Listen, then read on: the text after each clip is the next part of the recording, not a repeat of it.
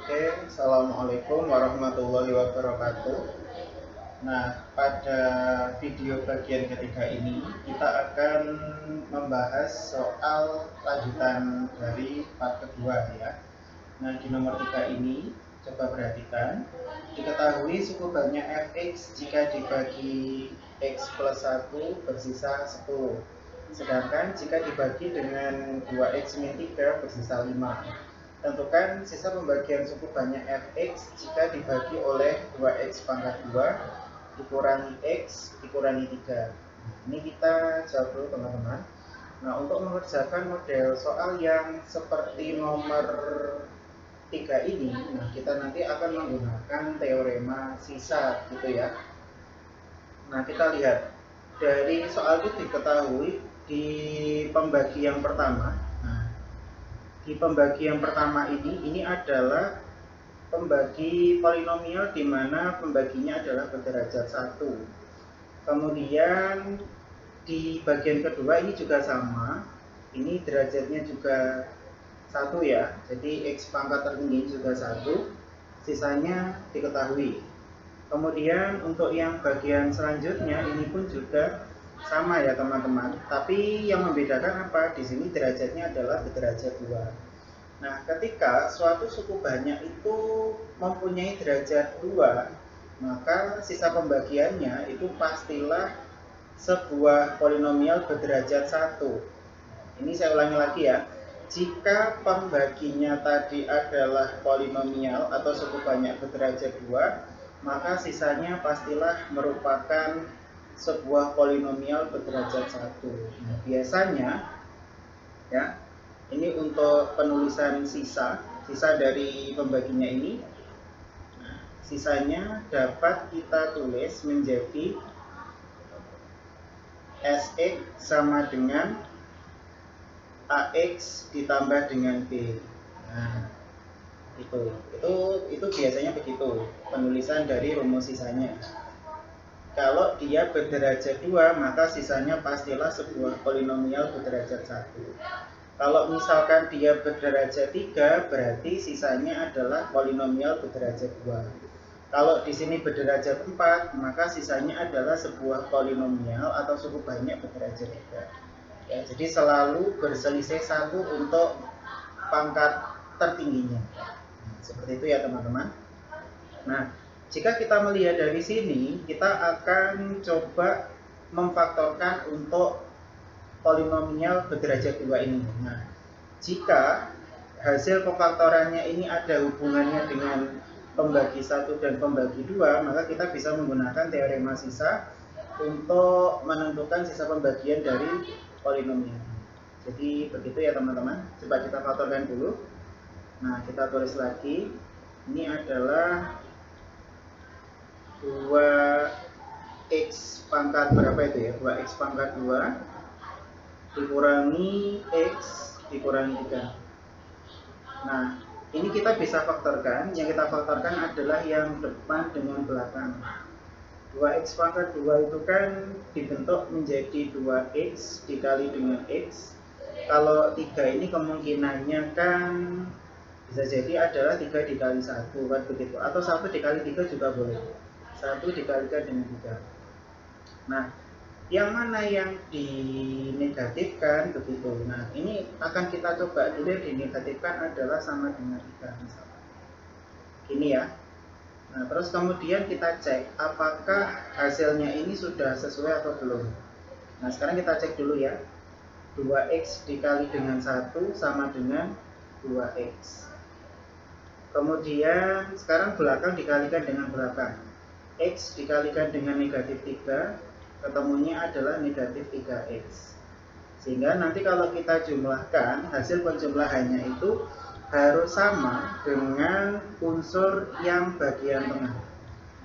Semisal nanti hasil penjumlahannya tidak sama dengan unsur yang bagian tengah itu yang ini teman-teman. Jadi kalau hasilnya tidak sama dengan yang bagian tengah ini, maka teman-teman bisa ganti angkanya. Misalkan 3 dikali 1, 3, atau di sini misalkan 2-nya ditaruh di belakang, X-nya ditaruh di depan begitu ya.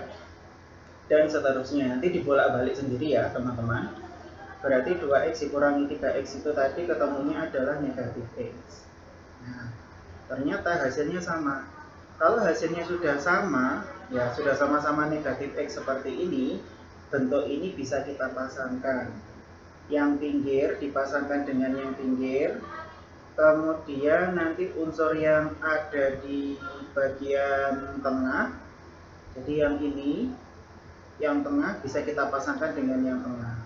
Nah, hasil pemfaktorannya dapat kita tulis menjadi 2x dikurangi 3 dikali dengan x ditambah 1. Nah, seperti ini ya. Ini sebenarnya kita mengulang materi yang ada di SMP ya, terkait dengan pemfaktoran. Tapi semisal teman-teman punya cara atau metode pemfaktoran sendiri, teman-teman bisa menggunakan cara teman-teman ya. Oke, ternyata ini ada hubungannya dengan pembagi 1 beserta pembagi 2. Ya kan? Ini pembagi 2-nya yang di depan sini, x plus 1 adalah pembagi 1. Sehingga nanti kita dapat menggunakan teorema sisa ini. Nah, kita data dulu ya. Berarti tadi kita mulai dari pembagi 1 dulu. Pembagi 1. Nah, pembagi 1-nya tadi adalah x plus 1. Nah, sisanya adalah sama dengan 10. Kemudian pembagi 2-nya, nah, pembagi 2-nya tadi sama dengan 2x min 3. Kemudian sisanya adalah sama dengan 5.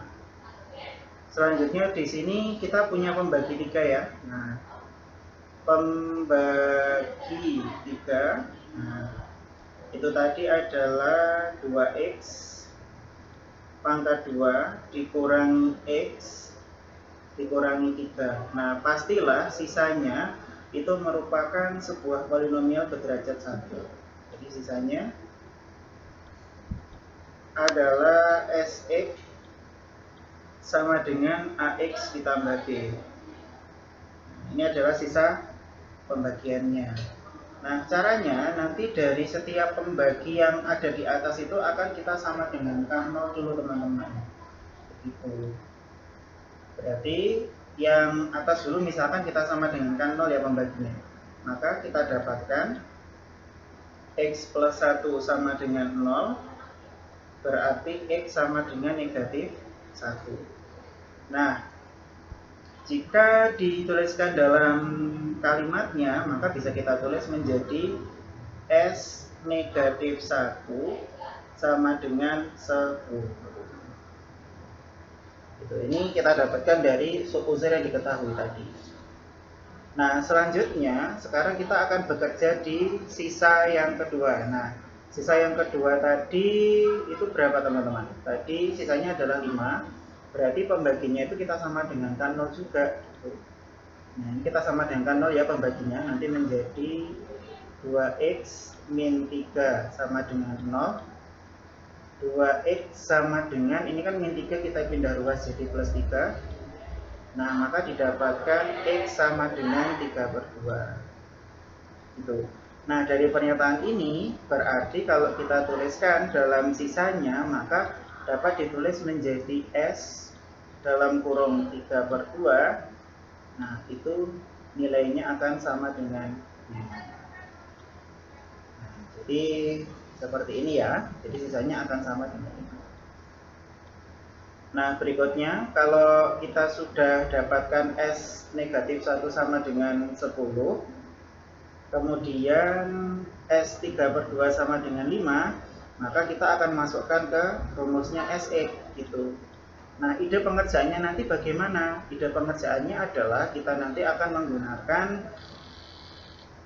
SPLDV gitu, sistem persamaan linear dua variabel dengan menggunakan eliminasi dan substitusi. Nah, begitu ya teman-teman. Sekarang kita coba mensubstitusikan dulu ya. Dari rumus acuan Sx sama dengan Ax ditambah B. Oke, kita kerjakan dulu, berarti nanti nilainya berapa ini? Kalau tadi nilai dari Sx itu kan sama dengan Ax ditambah dengan B. Nah, begini, berarti nilai dari S negatif 1, saya kerjakan dulu yang pertama, berarti S negatif 1 sama dengan A dikali negatif 1 ditambah B. Berdasarkan persamaan tadi, S negatif 1 itu kan sama dengan 10. Maka ini bisa kita tulis menjadi 10 sama dengan A kali negatif 1 kan berarti sama dengan negatif A. Berarti negatif A ditambah B. Atau biar susunannya lebih cantik, teman-teman bisa tulis menjadi negatif A ditambah B sama dengan 10. Nah, ini merupakan persamaan 1. Oke, nah untuk persamaan 1 ini akan kita simpan dulu ya teman-teman. Oke, ini kita simpan dulu ya. Oke, ini kita simpan dulu. Nah, selanjutnya tugas kita yang kedua adalah kita harus mencari nilai dari persamaan 2 ya, berarti nanti kita pakai yang S3/2 ini. Nah, nilai dari S3/2 S3/2 itu nilainya sama dengan A dikali 3/2 kemudian ditambah dengan B. Padahal S3/2 tadi itu kan nilainya sama dengan 5. Berarti nanti menjadi 5 sama dengan 3 dikali A sama dengan 3A. Berarti 3A per 2 ditambah dengan B.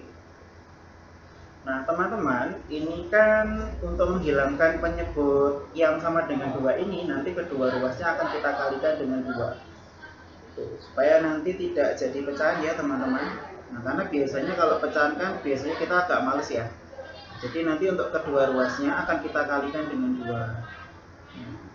Sehingga nanti nilainya menjadi 5 kali 2 itu berarti 10. Nah, berarti 10 sama dengan 3A per 2 dikali 2 kan berarti 2-nya nanti dicoret ya. Hasilnya menjadi 3A ditambah B dikali 2 berarti sama dengan 2B. Atau biar lebih cantik lagi, ini bisa kita tulis menjadi 3A ditambah 2B sama dengan 10. Ini berarti ini merupakan persamaan. Ini persamaan 2-nya sudah ketemu.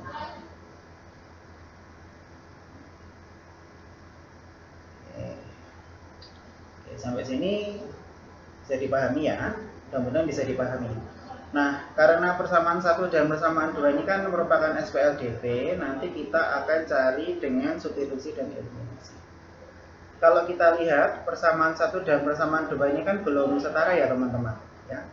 Maka kita setarakan dulu. Kalau saya kayaknya lebih enak menyetarakan unsur I-nya ya. Berarti nanti kita kalikan 2 untuk persamaan 1. Ini kita kalikan dengan 2. Sementara ini kan sudah menjadi 2B, jadi kita kalikan dengan 1. Nah, dari persamaan 1 dan persamaan 2 itu dapat kita tulis kembali menjadi berapa ini berarti? Negatif 2A ditambah 2B sama dengan 20. Kemudian yang satunya adalah 3A ditambah 2B sama dengan 10. Oke, sekarang kita kurangi ya. Nah, karena 2B tadi kan pasti hilang ya, kita akan selasi ini ya. Ini kita akan selasi. Negatif 2A dikurangi 3A, berarti hutang 2, hutang lagi 3, hasilnya negatif 5A. Ya, berarti negatif 5A sama dengan 20 dikurangi 10, hasilnya ya 10. Berarti A sama dengan 10 dibagi negatif 5. Jadi kita dapatkan A sama dengan negatif. Nilai dari A sudah ketemu ya. A sama dengan negatif 2. Nah, A sama dengan negatif 2. Nah, kalau A sudah ketemu sama dengan negatif 2, kita bisa menentukan nilai dari B lewat salah satu persamaan. Saya ambil persamaan satu saja lebih gampang. Berarti saya ambil yang negatif A ditambah B sama dengan 10. Oke, sekarang kita selesaikan ya. Berarti negatif dalam kurung A tadi kan negatif 2 ya. Kemudian ditambah B sama dengan 10. Negatif ketemu negatif kan berarti positif. Berarti 2 ditambah B sama dengan 10. B sama dengan berapa ini? B sama dengan 10. Nah, ini kita kurangi dengan 2 ya. Nah, 10 kita kurangi dengan 2. Didapatkan B sama dengan 8. Jadi itu ya teman-teman. Nah, B sama dengan 8. Nah, sehingga nanti di kesimpulan akhirnya bagaimana teman-teman? Nah, kesimpulan akhirnya adalah kita di sini sudah akan mendapatkan sisa. Nah, rumus sisanya tadi ya. Oke. Kalau kita lihat lagi, nah di rumus sisa, nah jadi sisa pembagian tadi itu adalah berapa tadi? Itu kan SX sama dengan AX ditambah dengan B. Berarti dapat kita tulis menjadi negatif 2X ditambah 8. Ini merupakan sisa pembagian dari polinomial tadi atau suku banyak tadi ketika dibagi dengan 2x kuadrat dikurangi x dikurangi 4. Jadi seperti itu ya teman-teman. Oke, cukup sekian pembahasan pada part 3 kali ini. Terus nanti mohon disimak kembali ya teman-teman, atur kecepatannya kalau misalkan terlalu cepat. Kalau misalkan terlalu lambat juga bisa disetting sendiri ya nanti di. Terus kalau misalnya ada yang bingung silahkan ditanyakan, bisa japri saya ya. Terima kasih. Wassalamualaikum warahmatullahi wabarakatuh.